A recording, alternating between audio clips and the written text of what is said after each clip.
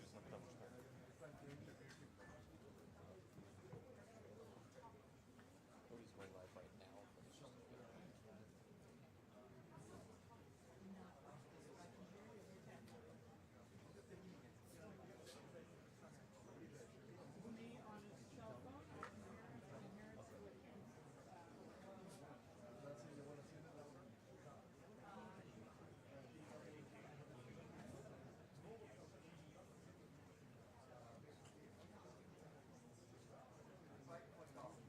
Yeah, we're aware. I'm not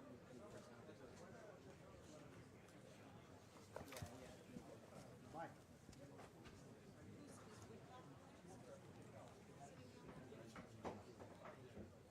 Off. Yeah, put the switch. Switch.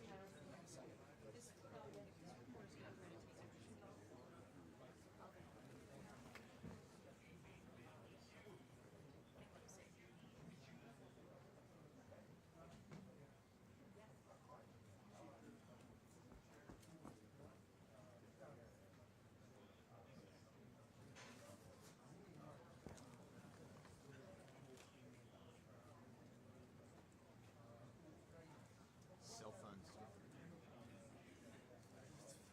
Cell phones barely hanging in there. Well, that's part of the problem. That is also on the line use. But also, Secret Service can take a one anytime.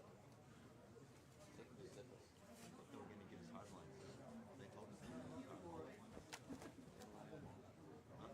Like, You need a flip phone?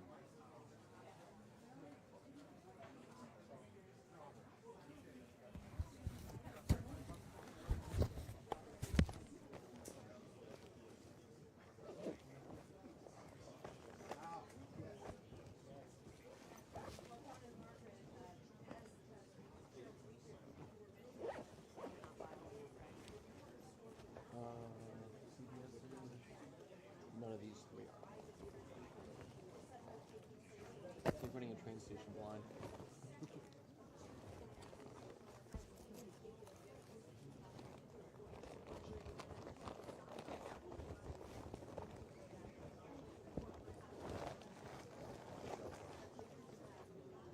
I already read all the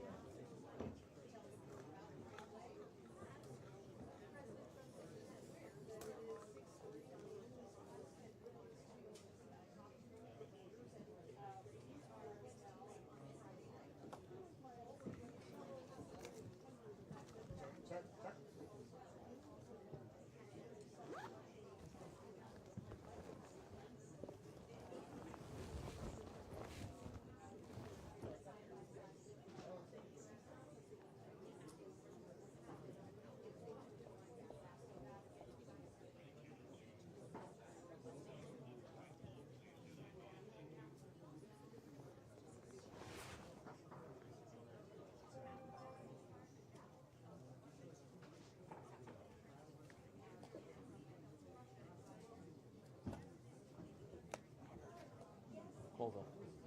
Colville. It's a 3G, 4G phone. Oh, yeah? It'll work better. Yeah, but You don't have the adapter? I can't break it now. Oh, I'm Bluetoothing into my thing, but thanks. no worries. I usually do a USB-C hardwire. Does that work on USB-C? Mm-hmm. Oh, So do the new cell phones. yeah. I do have that cable. I'm just in the middle of it now. Yeah, it's fine. The flip phones are a little, they're older, but they don't take as much bandwidth.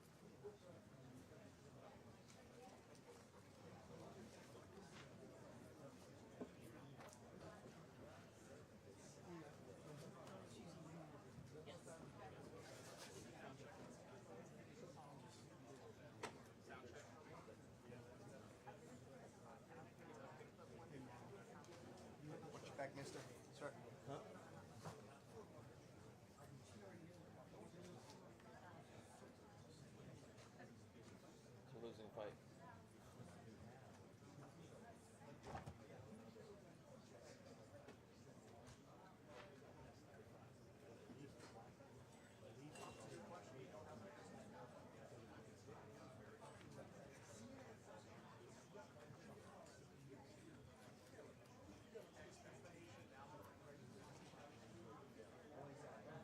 Robert, over here. Mark, how do you Bluetooth into the mixer? Adapter 3? Yeah, yeah. I love They're very good. It's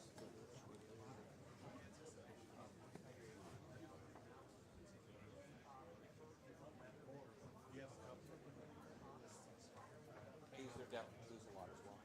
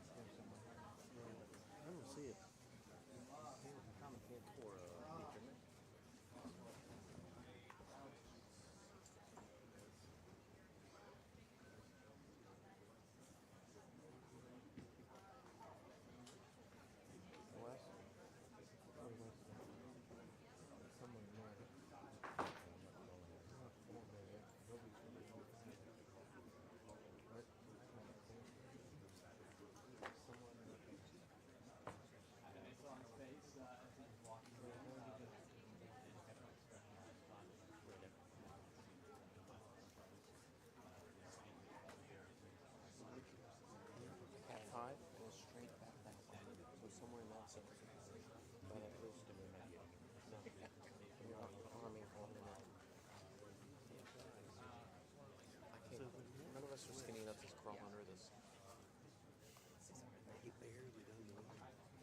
That's where the blue cable goes to.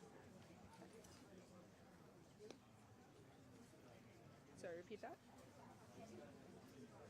Oh, that wasn't the button.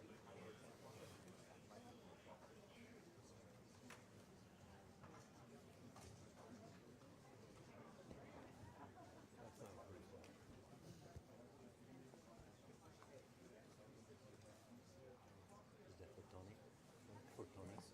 Yeah. Okay, off then.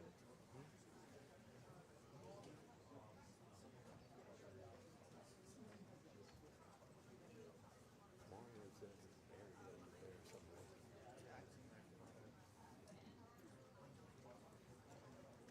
I mean, I'll Gumby, but not that far.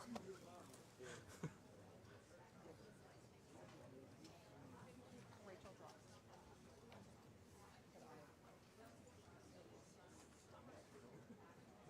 Possibly come up to another wireless as well. I mean, we could definitely add it to that other thing. Yeah, the other Wi-Fi is totally dead. Is it working?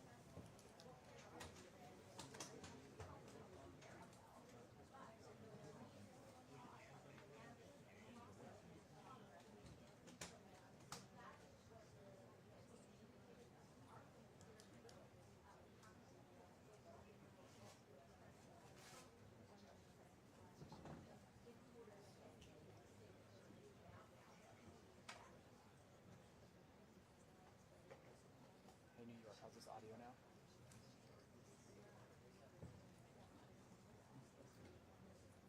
How's this audio with Kelly now? I need to go closer to her.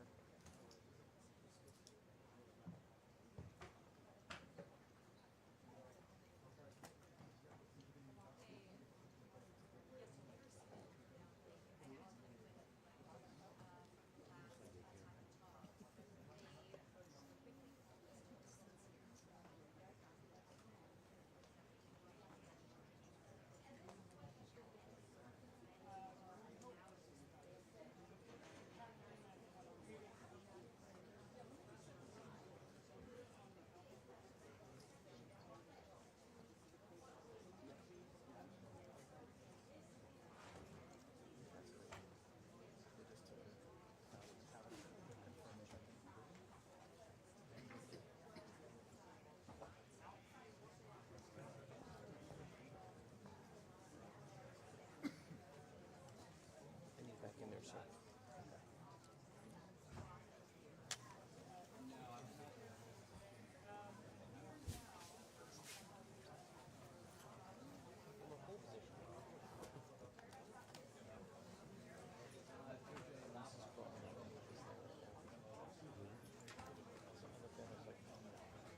So that cable didn't look long enough.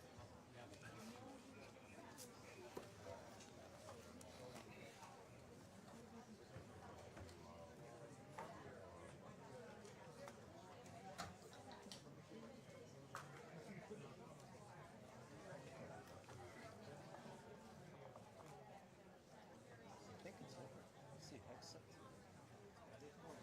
Oh, the Hexa just came in. Caroline Lutnick? What? She may have to give up on this. Okay. Let's see you live.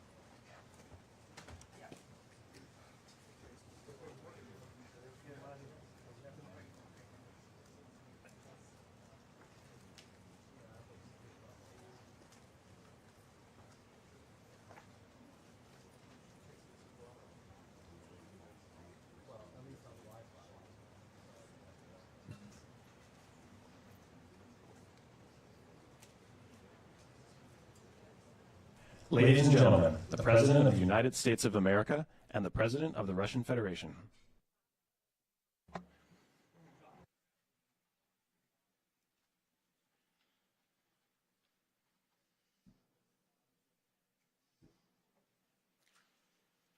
Уважаемый господин президент, Mr. President, дамы и господа, ladies and gentlemen, Our negotiations have been held in a constructive atmosphere of mutual respect. We had very thorough negotiations that were quite useful. I would like to thank once again my American counterpart for the proposal to travel out here to Alaska. It only makes sense that we've met here because our countries, though separated by the oceans, are close neighbors. So when we've met, when I came out of the plane and I've said, "Good afternoon, dear neighbor, very good to see you, in good health, and to see you alive," I think that is very neighborly. And I think that's some kind words that we can say to each other. We're separated by the Strait of Bering, though there are 2 islands only between the Russian island and the U.S. island. They're only 4 kilometers apart. We're close neighbors, and it's a fact. It's also important that Alaska has to do with our common heritage, common history between Russia and the U.S., and many positive events have to do with that territory. Still, there is tremendous cultural heritage back from the Russian America. For example, Orthodox churches and a lot of more than 700 geographical names of Russian origin. During the Second World War, it was here in Alaska that was the origin of the legendary air bridge for the supply of military aircraft and other equipment under the Lend-Lease program. It was a dangerous and treacherous route over the vast emptiness of ice. However, the pilots of both countries did everything to bring closer the victory. They risked their lives and they gave it all for the common victory. I was just in the city of Magadan in Russia, and there is a memorial there dedicated to the Russian and the U.S. pilots. And there are 2 flags, the U.S. flag and the Russian flag. And I know that here as well there is such a memorial. There is a military burial place several kilometers away from here. The Soviet pilots that buried there who died during that dangerous mission. We're thankful to the citizens and the government of the U.S. for carefully taking care of their memory. I think that's very worthy and noble. We'll always remember other historical examples when our countries defeated common enemies together in the spirit of battle camaraderie and allyship that supported each other and facilitated each other. I'm sure that this heritage will help us rebuild and foster mutually beneficial and equal ties at this new stage, even during the hardest conditions. It is known that there have been no summits between Russia and the U.S. for 4 years, and that's a long time. This time was very hard for bilateral relations, and let's be frank, they've fallen to the lowest point since the Cold War. I think that's not benefiting our countries and the world as a whole. It is apparent that sooner or later, we have to amend the situation to move on from the confrontation to dialogue. And in this case, a personal meeting between the heads of state has been long overdue. Naturally, under the condition of serious and painstaking work, this work has been done in general. Me and President Trump have very good direct contact. We've spoken multiple times. We spoke frankly on the phone. And special envoy of the President, Mr. Woodruff, traveled out to Russia several times. Our advisors and heads of foreign ministries kept in touch all the time. And you know fully well that one of the central issues was the situation around Ukraine. We see the strive of the administration and President Trump personally to help facilitate the resolution of the Ukrainian conflict. And his strive to get to the crux of the matter, to understand its history, is precious. As I've said, the situation in Ukraine has to do with fundamental threats to our security. Moreover, we've always considered the Ukrainian nation, and I've said it multiple times, a brotherly nation, however strange it may sound in these conditions. We have the same roots, and everything that's happening is a tragedy for us, a terrible wound. Therefore, the country is sincerely interested in putting an end to it. At the same time, we're convinced that in order to make the settlement lasting and long-term, we need to eliminate all the primary roots the primary causes of that conflict, and we've said it multiple times, to consider all legitimate concerns of Russia and to reinstate a just balance of security in Europe and in the world on the whole. And I agree with President Trump, as he has said today, that naturally the security of Ukraine should be ensured as well. Naturally, we are prepared to work on that. I would like to hope that the agreement that we've reached together will help us bring closer that goal and will pave the path towards peace in Ukraine. We expect that Kiev and European capitals will perceive that constructively and that they won't throw a wrench in the works. They will not make any attempts to use some backroom dealings to conduct provocations to torpedo the nascent progress. Incidentally, when the new administration came to power, bilateral trade started to grow. It's still very symbolic. Still, we have a growth of 20%. As I've said, we have a lot of dimensions for joint work. It is clear that U.S. and Russian investment and business cooperation has tremendous potential. Russia and the U.S. can offer each other so much in trade, digital, high-tech, and in space exploration. We see that Arctic cooperation is also very possible. And our international context, for example, between the Far East of Russia and the West Coast of the U.S. Overall, it's very important for our countries to turn the page, to go back to cooperation. It is symbolic that not far away from here, the border between Russia and the U.S., there is a so-called international date line. I think you can step over, literally, from yesterday into tomorrow. And I hope that we'll succeed in that. In political sphere, I would like to thank President Trump for our joint work, for the well-wishing and trustworthy tone of our conversation. It's important that both sides are result-oriented, and we see that the President of the U.S. has a very clear idea of what he would like to achieve. He sincerely cares about the prosperity of his nation. Still, he understands that Russia has its own national interests. I expect that today's agreements will be the starting point, not only for the solution of the Ukrainian issue, but also will help us bring back business-like and pragmatic relations between Russia and the U.S. And in the end, I would like to add one more thing. I'd like to remind you that in 2022, during the last contact with the previous administration, I tried to convince my previous American colleague that the situation should not be brought to the point of no return when it would come to hostilities. And I said it quite directly back then that it's a big mistake. Today, when President Trump is saying that if he was the president back then, there will be no war. And I'm quite sure that it would indeed be so.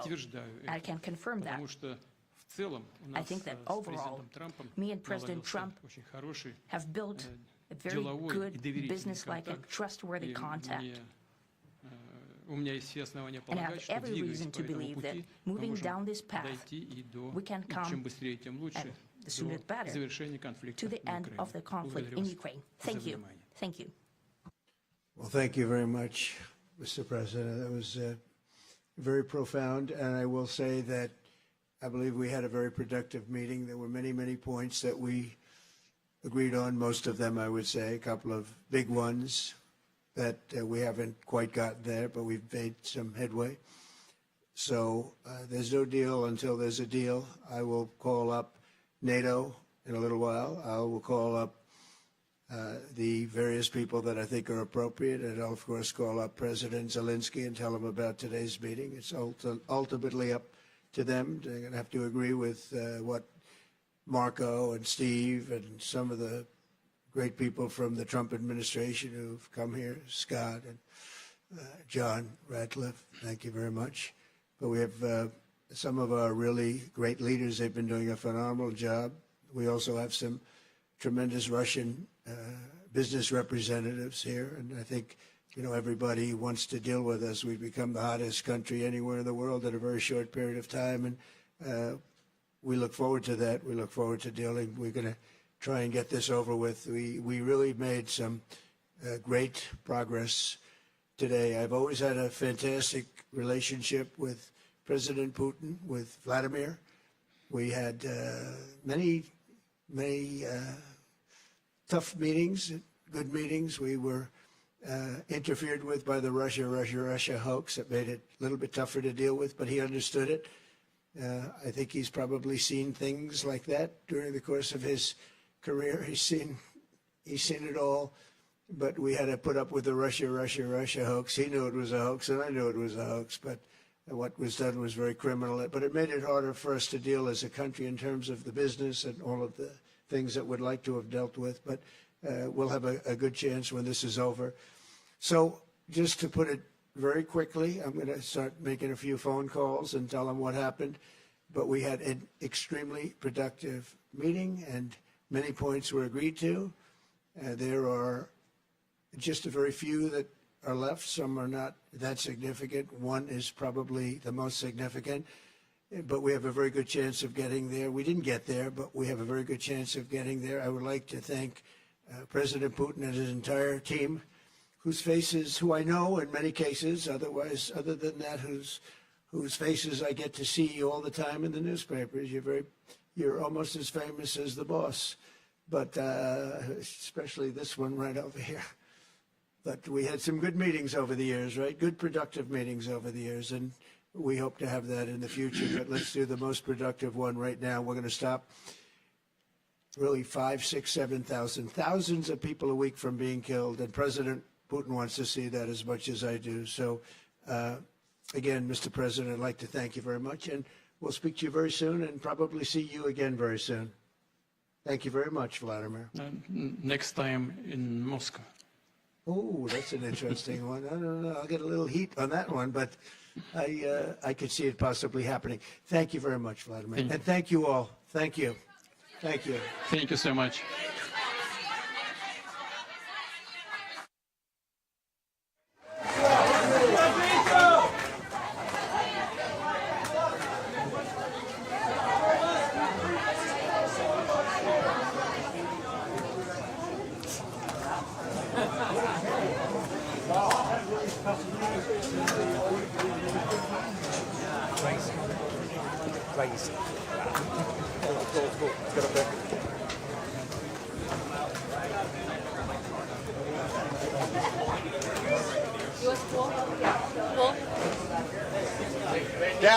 Down, please, sir, down. Down, please, thank you, thank you. They are moving the pool right now. They're rushing the pool out. All the commentaries and the advocates, because I can see them all moving. U.S. pool. Down. Thank you, President.